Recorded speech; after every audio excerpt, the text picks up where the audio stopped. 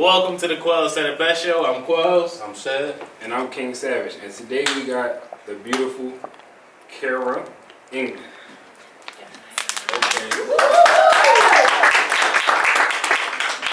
We got a live audience too. So can you tell everybody what you do?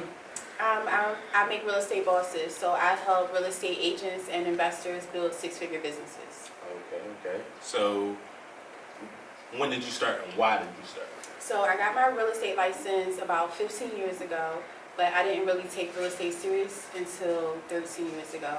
I had to go into heart failure in order to take real estate serious. So I had my daughter 13 years ago.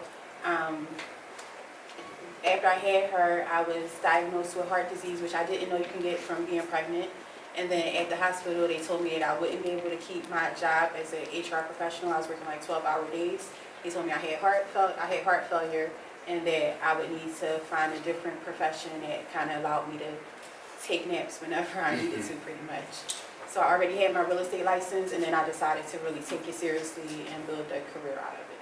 So was it because of the job, like pretty much saying you can't be there anymore? It's a high stress job, so with heart disease plus that job, it wouldn't have worked out. So would you say real estate is a low stress job? It's a high stress job, but it's different. So especially as an agent, like you pick your own schedule. If you're having a bad heart day, you can just be like, oh, I'm not working today. So it's high stress as far as you're helping other people purchase the biggest thing that they probably ever will purchase, but it's low stress as far as picking your schedule and being able to spend time with your family and kids. Okay. So is that why you chose the business, like the freedom just in general? Yep. At first it was like, what's going to keep me free? I always loved real estate, but I took it seriously once I left the hospital. I literally had to figure out what I was going to do that was going to bring me in the most money and let me have the freedom. Were you doing a real estate while you were in the hospital and you were just toying around with it? Or? Yeah, I was just playing around with it. Like I had my license. I had tried to do it full time for like a year. Why do you think you didn't take it as serious? Honestly, because I had a husband that was bringing in money. So it's like, I want to do this. I've always been an entrepreneur. So I had a business since I was like 8. So I was like, oh, this is something I can do. And then when it wasn't working out, I was like, oh, I'm just going to go back to work. Because that steady paycheck, is there. So you're like. What was your business at 8, if you don't mind us asking? I sold candy until I almost got suspended. I was selling candy to all the selling candy? Yes, apparently, yes. I was selling candy to all the students, the teachers, the bus driver, and then I got called into the principal's office like, you're disrupting everything by selling these little bags of candy. So What kind of candy did you have? I had nail laters, pixie sticks. I had the whole shebang. I used to go to this store called Farmore, get all my candy for cheap. My grandma helped me keep my books, and I would bag it up and take it to school. You had books at 8? I had books at 8. I don't even have books. So do you, what made you do that? Did you want to, or was it something that was just in you? It just was in me. I was just like, I want to start a business.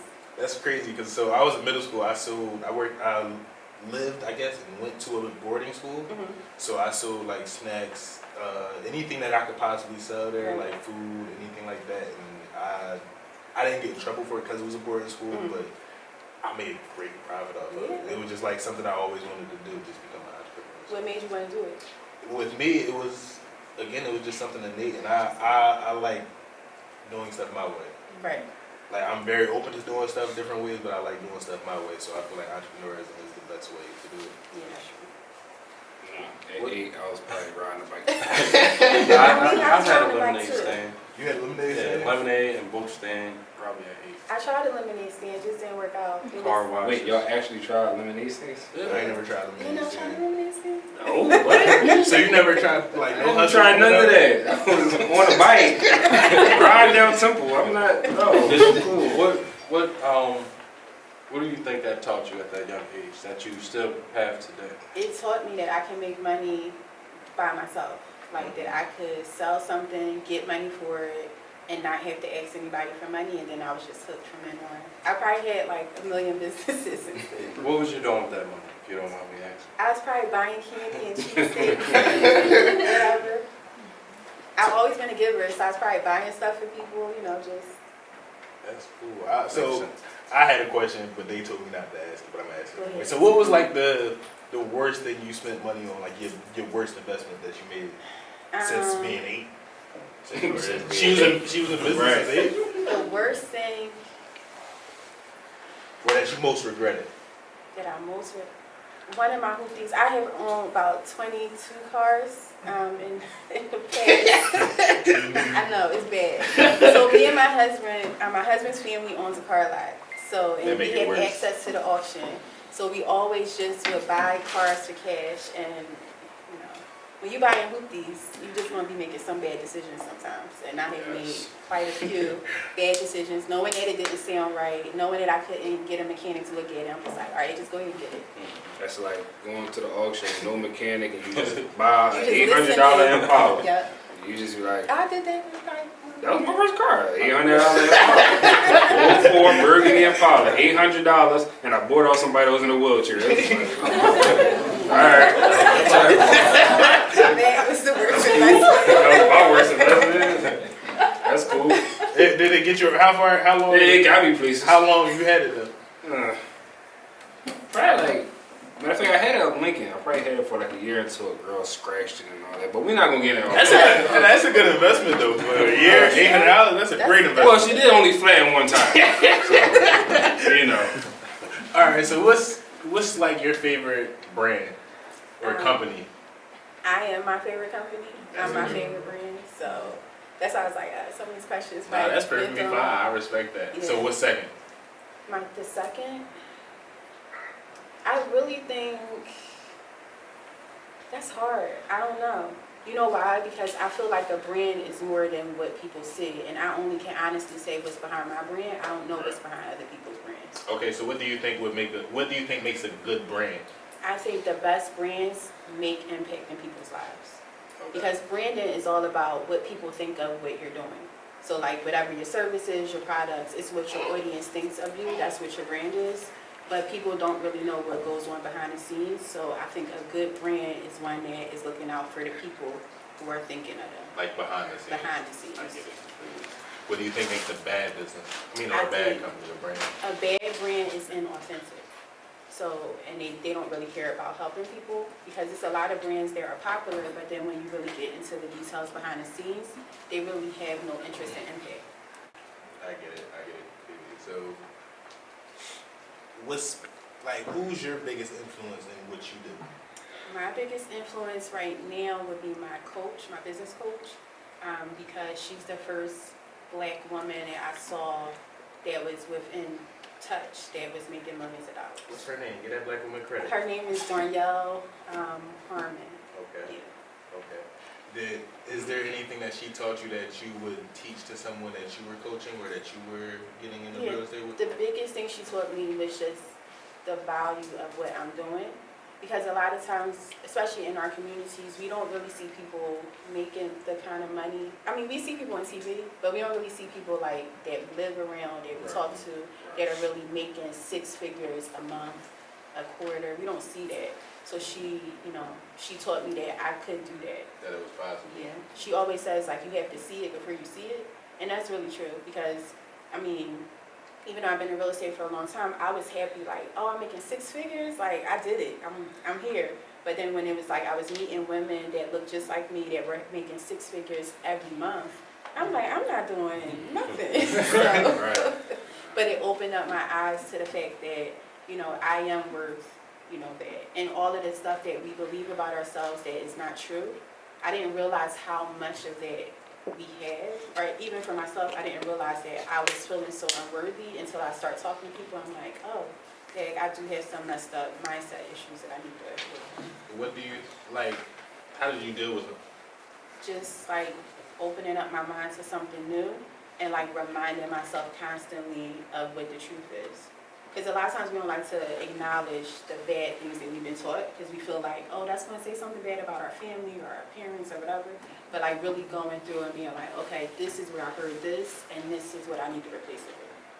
So what type of mental, personal obstacles did you have to go through to build yourself up to become a confident Black woman in the real estate field? I think just not trying to be like anybody else, just accepting like, okay, I'm awkward, I'm peculiar, that's fine. And then just embracing it and rocking out with it. Do you find yourself awkward? I am awkward. I'm Oh, very great. I'm introverted. Well, this is after some work, so. But I'm very introverted, so like 5 years ago, if you asked me to do a podcast, I'm probably like, No. is it gonna be cameras? I'm cool. Yeah, so. Has there been any like struggles as a black woman that you face specifically? Oh yeah, I tell people like nationwide, it's like 4% of brokers are black, and then like I don't know how many percent are women and how many are young. So I always look younger than what I am. So I always felt like I had to prove myself first, you know, that I am a grown up. Like yes, I'm a grown up, and then also being in a male-dominated industry, I work a lot with investors, so I have to come off harsh sometimes first, and then I can lighten up. But a lot of vendors and stuff, they don't take me seriously at first. I get it completely. What's some strategies that you use to get by that? So like because I don't want to sound weird. No, you don't sound weird. Like you being a woman in those situations, a lot of people have this outlook that you guys are inferior. Right. So how do you overcome those things? Like what strategies do you use to overcome those stigmatisms, I guess? So when I first wanted my own brokerage, I hired a white man to be my broker of record first, so they can open up some doors and let me establish myself. And then I was behind the scenes still doing all the work, but in a lot of cases I have used men to be the face of whatever I needed to get past whatever barriers that I needed to. You know, at this point I don't care as much, but in the beginning I did. Did it work out better for you using your face, or did it work out better for you using It probably was more expedient using someone else, but then once I established myself as a broker, you know, then it was kind of easier. So now people just kind of know me. I mean, so it's not like if I had a white man as my broker now, they'd be like, "What are you doing?" Like, I know that's you. But when I first started off, like 5 years ago, when I first got my broker's license, I had to put somebody else in place. And you did that because it was basically like a male dominant. Yeah, I felt business. like it can get more doors open for you with having somebody else's space. So, it's gonna sound crazy, but Okay. just stay here with me. Okay. Do you think like it's our fault or black women's fault that we don't take these opportunities as far as going into real estate, or do you think we're getting pushed out? I think it's similar to why black people don't buy real estate. I think we automatically count ourselves out and we don't realize, like we're not educated about it, so it seems such like a far off big task. But then once you get into it, you realize like you don't have to have perfect credit, you don't have to have like, you know, $1 million in the bank. Like you can get it with what you have. I think on the business side, it's the same way. So a lot of people will be like, oh, I always wanted to do real estate, but I don't know how to get started. When I tell them how easy it is, because I went to real estate school too, they're like, that's all I have to do? And I'm like, yes, like, it's literally like a 6-week class. Like, you don't have to, you know, go to school. It's a 6 week, 75 hours. Oh, 1 second. Chill, don't laugh, y'all. Do you teach, so, like you just said, we don't know much about it. Right. I'm about to be 27 at 12 o'clock. Okay. I just started learning about tax liens Yes. and wholesaling houses. Yes. Do you teach those in that class? Yes. It Well, only that's takes not 6 weeks? in my school. You can do that without doing the class. You don't have to. I know like the whole tax lien thing is just like you paying for people property taxes and Yeah, if but they don't you- pay you by a certain amount, you get whatever. Yeah, but you can do that without getting a real estate license. You can do wholesale without a real estate license too, right? Yeah, unless you're in Philly, you have to get a wholesaler's license, but that's easy. Where I go to get that at? You go to the- You gotta ask that on camera, bro. So what's one piece of advice that you would give somebody that's interested in it, like in general? I would say go to a brokerage where it's small enough where you're going to have somebody hold your hand. Like the first brokerage I went to, I was one of like 100 people. I was probably like one of 3 black people in the whole office, and I was the youngest person at every meeting. Nobody wanted to help me. So go to some place where you're going to get somebody to like really hold your hand and walk you through the process until you get comfortable. And be okay that you're not going to be comfortable probably for like the first year or 2. Do you think it's something possible for someone with a 9 to 5 to get or a day job to get? Yes, but I don't think you should tell people that you work a 9 to 5. I didn't say I did. No, I was I know. asking general. Why not though? Because I feel like your clients automatically are going to feel like you can't handle them the same way. So I think that it's okay to work a 9 to 5 as long as you're going to be consistent in real estate. Real estate, because it has a low barrier for entry, a lot of people just are like, oh yeah, I'm gonna get my license, I'm gonna make all this money, and then it's like time to work, and they're like, oh, but my show is on, and it's like, if you had a part-time job at UPS, you would stick to that schedule. You wouldn't be able to be like, oh, not today. So most people who say they want to do part-time, they don't mean they want to do it like as a real job or business. So if you are willing to do that, then I think you can be successful. You did it. I did it. You did it, and you're successful, right? Yeah, but I wasn't really successful until I did it for a Until you full took it time. serious. Yeah, but that was me, because I mean, I wasn't taking it serious. So you did get your real estate license while you were working 9 to 5, right? Yep. Okay, cool. So were you planning on taking the jump to like quit your job and go full time No. before at all, or it just forced it? I was hard-headed, and God just pushed me on up there, so. I get it completely. So what advice would you give somebody for someone who like wants to quit their job and go into real estate? Do you think it's something that's... I would say don't quit your job until you know that you're going to make some money in real estate, because a lot of times people just quit their job and then they're looking at me like, all right, where's What's my next? 6 figures? Like, it don't work like that, but you can like be on the road. I think if you get a coach, you can make a plan so that you can end up leaving your job. And it doesn't have to take like years. It can be a 6-month plan. It's just a matter of you have to be willing to put the work in. That's why I always say like use their money to invest in your dream. Right. That's a fact. And half of my agents are also investors, so like you can use it. That's a fact. So what's like the biggest goal you've accomplished so far out of everything? I think the biggest goal would be that I finish my book, because I have been talking about this book for so long, and then I finally did it. Thanks to COVID, really, I was stuck in the house and I just knocked it out. Can you tell everybody what the book's name is? I was about to say, is that the book you gripping up over here? I'm holding on to it. This is my 5th it's called How to Become a Real Estate Boss, and it's really a guide for new agents. I have a heart for new agents because I was struggling as a new agent. I tell everybody I made no money my first year, so it's a book to kind of help people avoid those pitfalls. What was some of the biggest mistakes you made early on? I just thought that because I finished my real estate classes fast, I probably finished my classes in like 2 weeks. I was doing them day and night online, and I was like, oh, I Like finished time my to classes, shoot. I'm gonna kill it. Like I'm gonna make all this money. And then when I got into the business, I was like, wait, this is not about the laws and regulations. That's all the classes taught you. It was nothing really about how to build your business. So. And what steps did you take to build your business? I just had to like stop worrying about what everybody said I should be doing, and I started doing stuff that I was comfortable doing, which is kind of opposite of what everyone tells you. Everyone says, oh, get outside of the comfort zone and all that stuff, but I couldn't be consistent outside of the comfort zone. I had to start with what I was comfortable with and then work my way, to build the confidence, and then I can move outside the comfort zone. It's kind of like taking a leap of faith.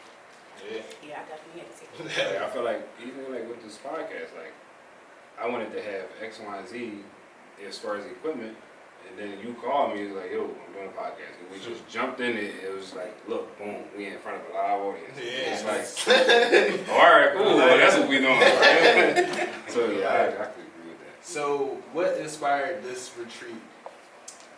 A couple things. So I know my prices are kind of high for coaching, but I do want to make an impact and reach more people.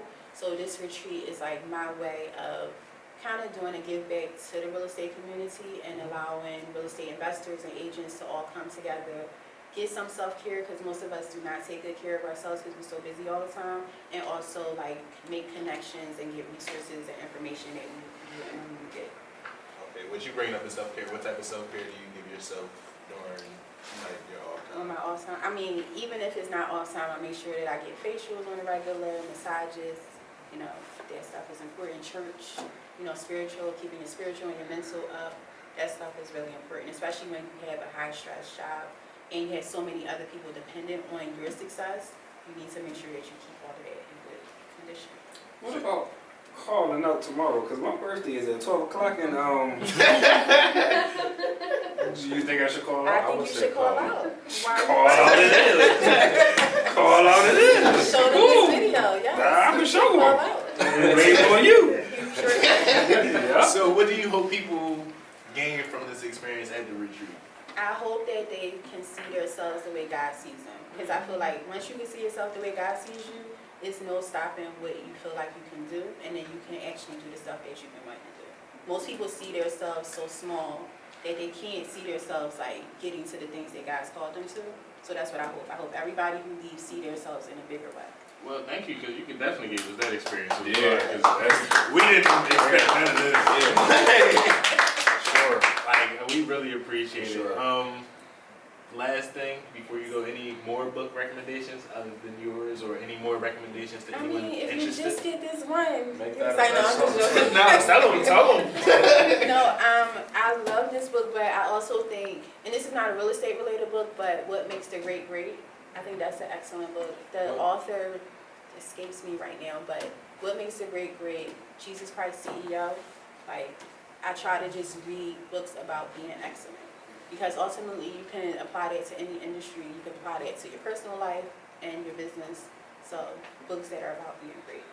So long story short, you telling me to stop just reading Instagram captions and Absolutely. reading books. It might make you feel inspired to like read 5 seconds. but What's your favorite book? My of all favorite time? book of all is the Bible, honestly. I know that sounds cliche, but that's my favorite book. I mean, it's It is a good dramatic, it's like a reality show, it's some good principles, it's a good mix of everything in there. That's a long book. There's a lot of books in that book, too. Right, if I had to pick one book in the whole Bible, I would pick, There we go. I pick Romans. Romans is the Don't look basic. at me like I know. We gonna go read them tonight. We gonna figure out. There we go. We got homework today, fellas. We gotta read The Romans. book of Romans, they give you like an outline for how to like establish your life, like what you should be doing. Okay. You know, it's like a, So, since we talked about the Bible, do you think it's like this stuff actually happened, or is this, more of messages? There we go. I mean, we can go. I believe We that. talked about this stuff. That's what I'm saying. No, You no, gotta no. watch it for him. I believe this stuff really happened. That's my personal belief. I don't judge other people who don't believe like I believe, but my personal belief is that it really happened. I can only tell people what I read and what I experience, and my experience is that God is real. So I don't fault you. I love the messages that's in the Bible. I just, and that's fine. And that We can- we'll handle that on another episode. Thank everybody for watching. Thank you guys for being here. Make sure you like, subscribe, follow, and do everything else you could possibly do to help us. Thank hit you. the bell, don't forget, because y'all to be honest about it. Yeah, hit the bell for sure. Easy. And thank you so much for Keira Ingram being Thank here. you. Thank you so much for this experience. We just want to thank Where can they find a book? Now, Where quick can they question. find a Where book? can they find more of you, like Instagram, Twitter, Facebook? On Instagram, I'm ki.queenpin. Okay. On Facebook, same thing, ki.queenpin. Twitter, I'm not really on Twitter, but it's ki-queenpin maybe. Yeah, this queen pen thing. I like that. Yeah, I like that. I'm That gonna was- just say queenpin. You came up with that? I came up with that because I make That was bosses. nice. So what else am I gonna You do? make what? I make bosses. That's what I like to hear. Big boss. Yes. There we go. All right, thank y'all for watching. Thank you. Thank you.